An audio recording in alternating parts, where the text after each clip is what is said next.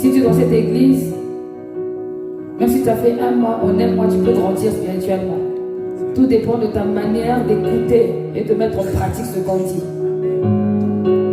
Tu n'as pas d'excuse. Si tu étais dans une autre église, je veux dire bon. Mais si tu es ici, tu n'as pas d'excuse. Parce qu'on prend soin de toi. On prie pour toi. On prêche la parole. On fait beaucoup de choses. Et dans différents niveaux, catégories, qu'il faut catégorie, tu n'as pas de raison. Tu n'as pas de raison. Tu n'as pas de raison. Tu ne peux pas donner de raison. Est-ce que quelqu'un me dit Amen? Tu ne peux pas donner de raison. Il n'y a pas de raison. L'amour de Dieu est enseigné.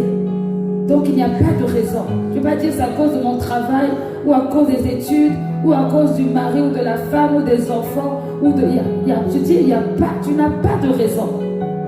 Si tu n'as pas encore grandi, c'est que c'est toi qui as un problème. Donc il faut chercher où est ton problème et rendre la révélation avec le Seigneur. La Bible dit que Dieu résiste aux orgueilleux et il fait grâce aux humbles. Si tu n'as pas encore été transformé, c'est que tu es orgueilleux quelque part. Il faut déchirer ton cœur et demander au Seigneur d'agir en toi. Ce n'est pas normal que tu arrives ici dans cette pièce et que tu ne sentes pas la présence de Dieu et que tu ne sois pas en train de prier. C'est pas normal. C'est illogique. Parce qu'il n'y a pas le trône de Satan ici. Il n'y a pas le trône de Satan, il n'y a que le trône de Dieu. Donc c'est pas normal. Ou alors c'est toi qui es venu avec une part de Satan. Est-ce que vous me comprenez? C'est fini les raisons. C'est parce qu'il a encore 18 ans. C'est parce qu'il vient d'arriver. C'est parce que... Non, c'est fini ça. Je peux encore accepter pour Kelida, mais pas toi. Dès l'instant où tu es déjà grand, tu es mature, tu connais la différence entre le bien et le mal. Même quelqu'un qui n'est pas né de nouveau, qui est encore dans les endroits où on dit qu'ils ne sont pas réveillés, on reconnaît quand il fait bien et quand il fait mal. Parce que nous ne sommes pas des animaux. Nous sommes faits avec une conscience. Donc même sans être né de nouveau, tu as la conscience du bien et du mal. Tu ne peux pas fatiguer les autres tout le temps. Ou fatiguer les pasteurs. Ou fatiguer les frères et les sœurs. Dans une classe, tout le monde ne peut pas être au même niveau. Est-ce que quelqu'un me comprend? Tout le monde ne peut pas être au même niveau. Tu ne veux pas, aujourd'hui tu es bien, après-demain c'est toi qui nous casses les oreilles, après-demain c'est toi qui es encore bien, après-demain non. Il faut être stable. Au mois de janvier, il doit y avoir des consécrations. Mais si je vois que les L1 ne sont pas prêts à passer L2, ça sera encore annulé. Je dis la vérité. Si je vois que les L1 ne sont pas prêts à passer L2, ça sera annulé. Parce qu'il y a des choses qui sont élémentaires dans la vie chrétienne. Et il y a trop de sympathie, il y a trop de comment dire, de c'est pas grave, je le comprends. Bien aimé, j'ai pas envie d'avoir des problèmes. Ah non, ça sera dangereux d'avoir des responsables qui se découragent parce qu'il a raté le bus. D'avoir des responsables qui sont fatigués parce qu'ils font trop les études. Des responsables sont fatigués parce que les enfants ou parce qu'ils se sont disputés. Vous imaginez? Si un séminaire, on se dispute et puis à cause de ça, on ne prêche plus. Vous allez trouver ça logique? Non, il faut me répondre. Vous allez trouver que c'est normal? Non. Moi, je ne prêche plus parce que je me suis disputée à la maison. Vous allez dire, mais elle a un problème. Oui, il a un problème. Mais c'est ce que vous faites des fois. Vous transportez vos problèmes dans l'église. Et vous faites en sorte que tout le monde soit lourd parce que vous êtes lourd. Excusez-moi de vous le dire. C'est un fardeau. Ne croyez pas que les pasteurs, ou peut-être le pasteur ou les pasteurs, n'ont pas de problème. Chacun son quotidien, ses problèmes. Mais quand on vient ici, c'est pour chercher la face de Dieu. Et c'est là où on vient pleurer, on vient chercher Dieu, on vient déverser et on vient aussi adorer. Donc les raisons de oui, tu ne connais pas ma vie, bien aimé, si je t'explique la mienne, tu ne sauras pas. Tu vas dire, mais pasteur, tu fais comment pour garder la foi? Vous ne connaissez pas les gens. Peut-être que c'est aussi ton cas et que tu es plus discret que celui qui n'a même pas de problème. Son seul problème, il a raté le bus. Est-ce que rater le bus, c'est un problème? Si tu l'as raté, tu prends le celui d'après. Si le train est en panne, c'est pas grave, passe ton permis un jour, c'est bon aussi. Amen. Non. Dieu veut un autre niveau. Et Dieu est prêt. Et Dieu nous attend. Vous qui êtes là depuis 5 ans, 3 ans, 4 ans, même jusqu'à 2 ans, n'exagérez pas quand même. N'exagérez pas quand même. On ne peut pas vous reprendre pour des... Là, pendant que je parle, il n'y a pas un problème en particulier. Mais je sens le désir, le besoin de parler. Il n'y a pas de raison. Il ne faut pas donner de raison. N'attendez pas de venir ici pour être une personne motivée. Quand on est ici, là, les voix sortent. Quand on est ici, les Alléluia, Amen. Mais quand on est assis là-bas, on est muet. Là, on n'a plus rien à dire. Pour dire Amen, là, il faut supplier pour avoir un Amen. C'est une insulte au Saint-Esprit. Normalement, en dehors de quelques-uns qui sont ici, tout le monde est censé être apte à conduire la prière.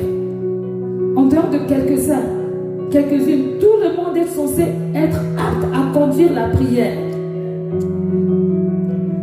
Tout le monde. Parce que c'est une question de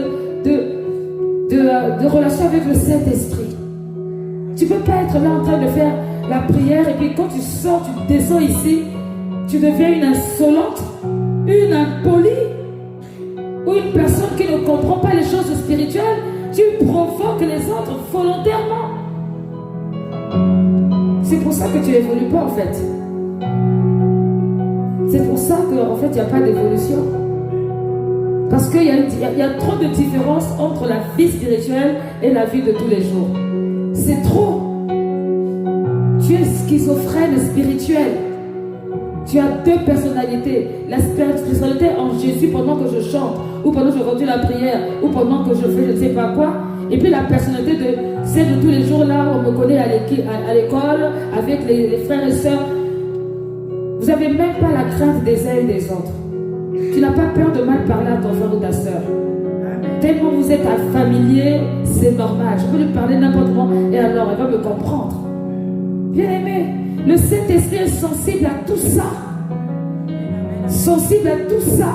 Il est sensible à tout ça. Et moi je suis l'ami du Saint-Esprit. Donc je regarde aussi tout ça. C'est pourquoi vous allez avoir l'impression que l'organisation de l'église n'évolue pas.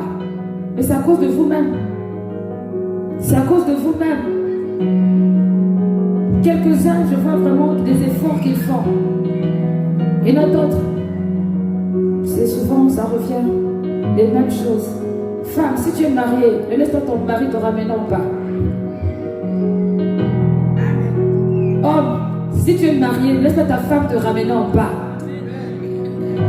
C'est d'abord une question de relation personnelle avec Dieu.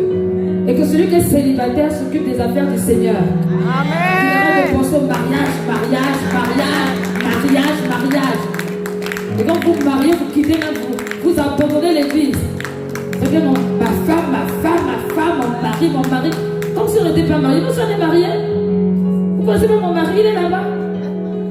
Non mais franchement, ma femme, mon mari, mes enfants. Mais qui n'a pas d'enfants ici? Et pourtant, mes études. Bien aimé, nous tous on a fait des études. Je ne suis pas idiote, je suis allée jusqu'à en biochimie, en licence biochimie. Donc, il faut arrêter. Il faut grandir. Il n'y a personne qui faut marcher ici. C'est mon commerce.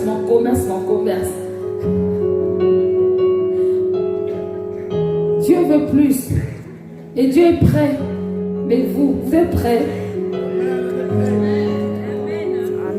Merci. Merci pour les Amen. Comment elle s'appelle encore? René. Est-ce que tu es prête? Ou tu vas encore faire comme ça? Je suis là, mais je ne suis pas là. C'est juste encore ça. C'est quel yo-yo? Elle n'est pas toute seule. Il y en a beaucoup comme ça. Dieu vous voit. Soyez déterminés, soyez consacrés. La véritable conquête que le Seigneur va avoir cette année, c'est la conquête de ton cœur. C'est la conquête de ton cœur. Sois bénie, Tania. Depuis un moment, je vois tu es régulière. tu viens à la prière. Il faut venir aussi à l'enseignement. La conquête de ton cœur, c'est ça que Dieu veut. Ce n'est pas d'abord la conquête des châteaux, la conquête des... Non, c'est la conquête d'abord de ton cœur. Et tu vas aller conquérir le cœur de quelqu'un d'autre pour Jésus. Ça, c'est la vraie mission. C'est la vraie mission. Il y a des choses qu'on a envie de se débarrasser. Quand je dis débarrasser, ce n'est pas dans le sens de... Mais tu te dis, non, ça, ce n'est plus à moi de faire ça. C'est une autre personne. Mais tu te rends compte que Seigneur, mais si je te... Tu essaies de dire, hey my God, récupère en même temps. Parce que là, c'est les problèmes qui arrivent. C'est pas normal. C'est pas normal. Un seul homme. Vous lirez Néhémie 8 chez vous. Tout le peuple s'assembla comme un seul homme sur la place située devant la porte. Un seul homme. Tant que nous ne serons pas un seul homme, chacun peut raisonner et faire à sa manière. Ça sera difficile. Parce que le Saint-Esprit aime l'unité. Il aime ça. Tu peux avoir ton programme, c'est normal.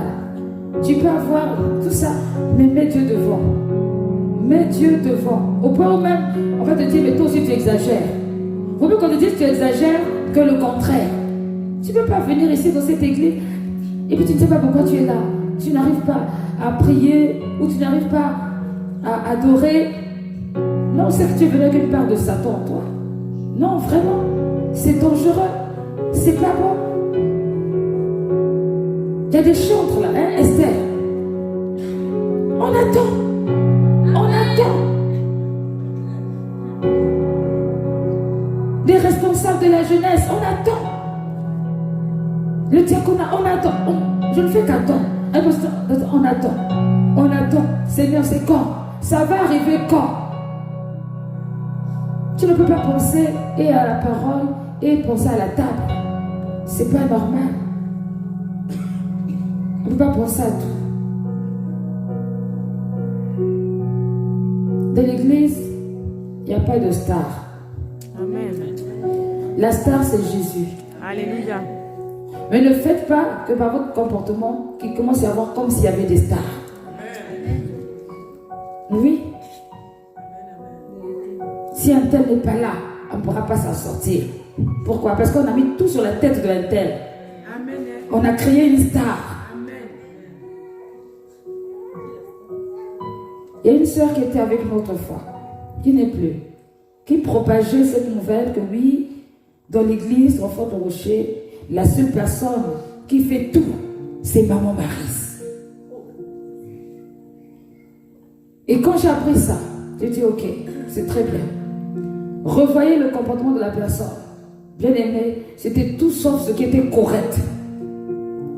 Et cette personne a créé beaucoup de rébellions dans l'église. Et tous ceux qui sont approchés de cette personne, c'était des rebelles cachés. Des rebelles stylés. Et Dieu a fait grâce. Dieu a permis qu'il y ait d'autres personnes qui commencent à être intégrées. Qui n'ont pas intégré, mais qui, en fait, dans leur façon d'être humble, ils ont été intégrés. Et finalement, ils se sont rendus compte que cette connotation, que c'est seulement Maman Maryse, était en fait une mauvaise conception par faute de jalousie et de mauvais cœur. Et ça a créé même la confusion. Peut-être que dans l'église ici, c'est ton cas aussi. Tu crois que non, la place là, c'est réservé pour les... Vous savez pourquoi je suis souvent avec les chantres? Parce que je suis chantre. C'est ce qui m'a emmené à l'appel. Parce que je suis dans la danse, parce que la danse m'a emmené à l'appel. Mais ce n'est pas l'accueil qui m'a emmené à l'appel. Donc je ne veux pas être proche de l'accueil. Je ne veux pas être proche de... Même l'école du dimanche, je suis passée par là. Je n'avais pas le choix. Mais en fait, je ne sais pas si vous comprenez ce que je veux dire. C'est vous le problème, c'est vous-même. N'accusez pas les pasteurs, n'accusez pas les gens, c'est vous-même. Vous ne vous positionnez pas. Si vous ne vous positionnez pas, rien ne peut se passer.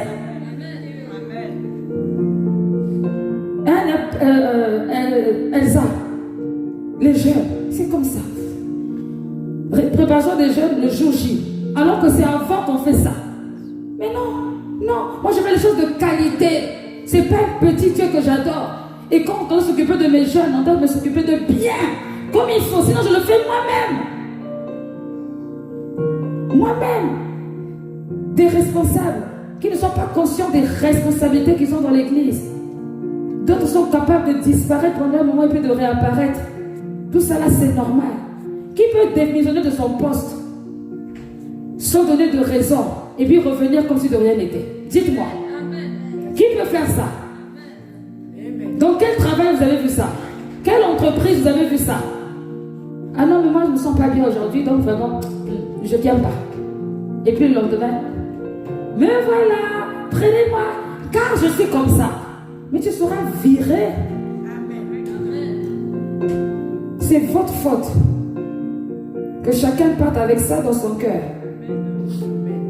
Je le répète, ce n'est pas une affaire de oui, moi je suis arrivé seulement il y a 2 ans. Si tu es arrivé il y a 2 ans, tu es un vieux ou une vieille.